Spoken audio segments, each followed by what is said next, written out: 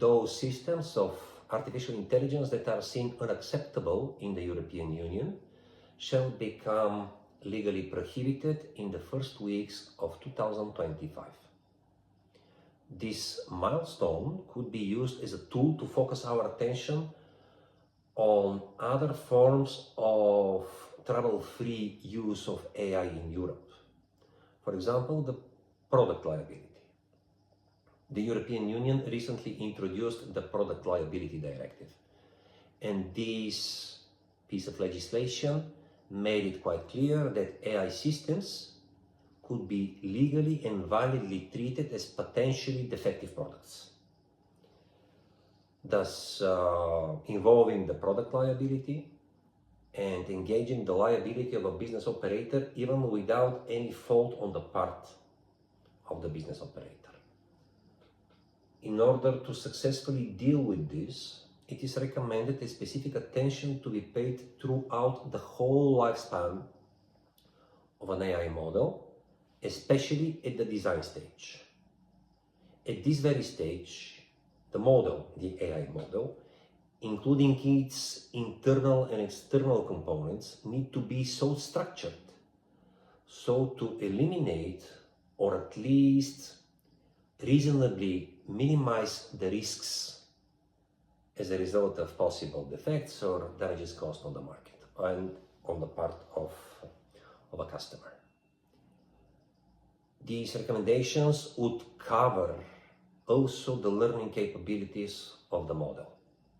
So for the learning capabilities to be so functioning, so to eliminate any risk of defect or damages caused to the market or to the customer.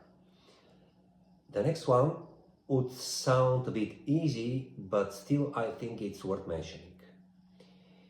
It addresses the necessity for the AI model to host such features that are required by the statutory provisions in Europe. For example, the AI model needs to embed data privacy functionalities. The model also needs to embed features related to foreseeable or known risks in the digital environment, the so-called cybersecurity features. It is worth mentioning that in the worst case scenarios, of course, the product liability of an AI system can still be legally involved and engaged, even if the model and the system themselves were not integrated into a tangible product. Thus, the software itself, in the worst case scenarios, would be enough to trigger the liability if any damages or defects are experienced at the end of the customer. From other perspective, it would be wise, legal-wise, financial-wise, and proactive, even formally compliant, if at designing the model, its features are so structured so to foresee the possible interaction, foreseeable interaction with other products.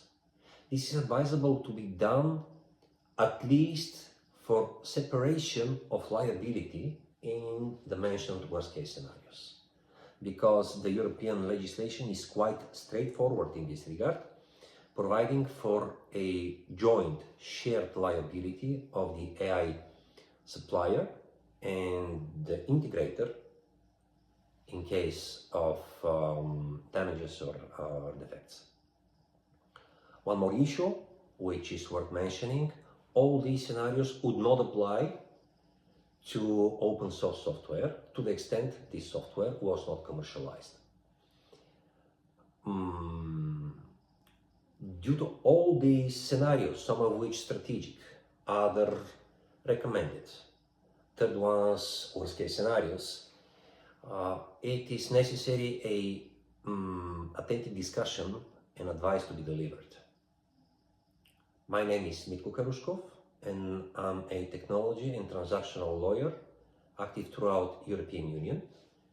and on some occasions in other jurisdictions.